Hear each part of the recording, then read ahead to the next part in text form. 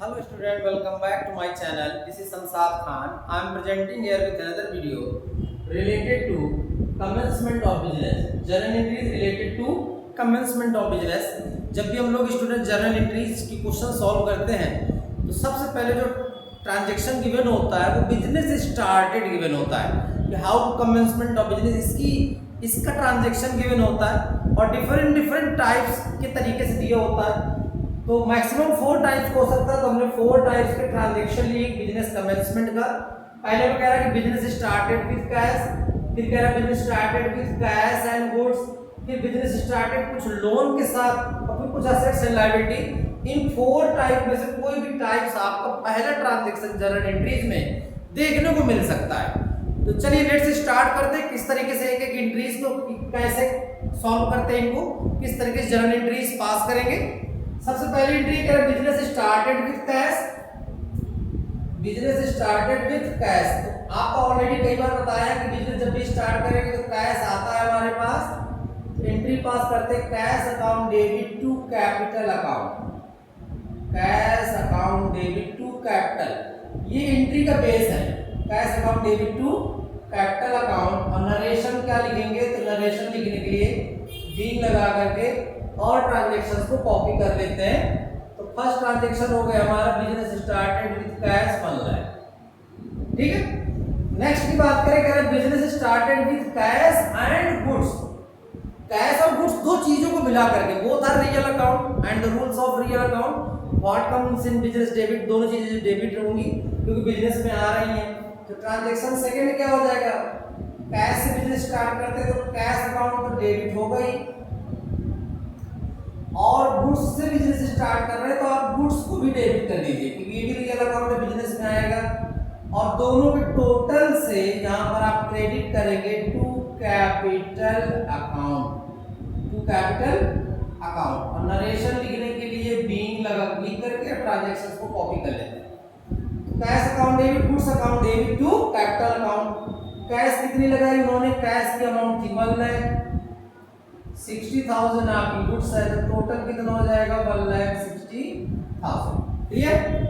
अब देखिए यहाँ पर पहले तो पूरी तरीके से ओनर्स के पास कैश था, कैश से बिजनेस स्टार्ट कर सकता है, कैश के अलावा गुड्स वगैरह कुछ एसेट्स और लगा सकता है।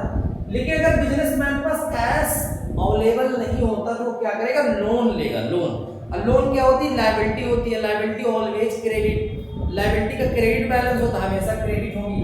ट्रांजैक्शन थर्ड देखते हैं, कह रहा है कि business started with cash, business में लगाया तो cash account debit to capital. इस ट्रांजैक्शन को स्टूडेंट ध्यान समझिएगा, बच्चों को बहुत कंफ्यूजन होती है यहाँ पर। कैश का बिजनेस, कैश से बिजनेस स्टार्ट कर रहा है तो कैपिटल के सामने आप 1 लाख रख दीजिए पहले। फिर ए से लोन लेके ले रहा है तो लायबिलिटी है तो क्रेडिट हो जाएगा टू ए लोन अकाउंट, कितना 60,000। फिर टू बैंक लोन, ये भी लायबिलिटी है, बैंक से लोन ले रहे हैं, पैसा लौटाना पड़ेगा बैंक को 40,000। तो देखिए 1 लाख कैश था, इतना ए से लोन, ए कोई फ्रेंड होगा, कोई रिलेटिव है, उससे लोन ले लिया, बैंक से लोन लिया, तो टोटल कैश कितना हो गया, टोटल कैश हो गया फर्म के पास 2 लाख। यानी बिजनेस में टोटल कैश कितना आया, 2 लाख आया।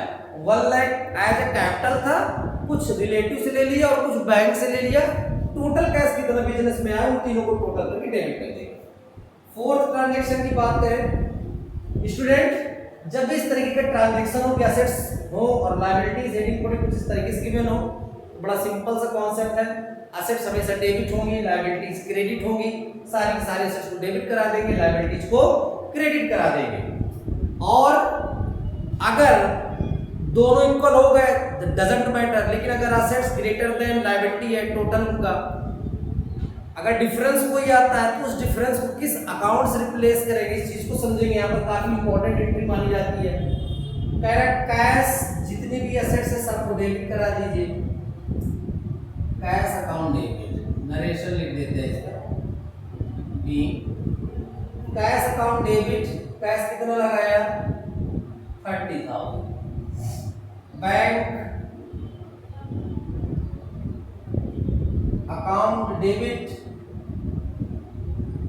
सॉरी कैश 40,000 था, बैंक 30,000 है, डेटर्स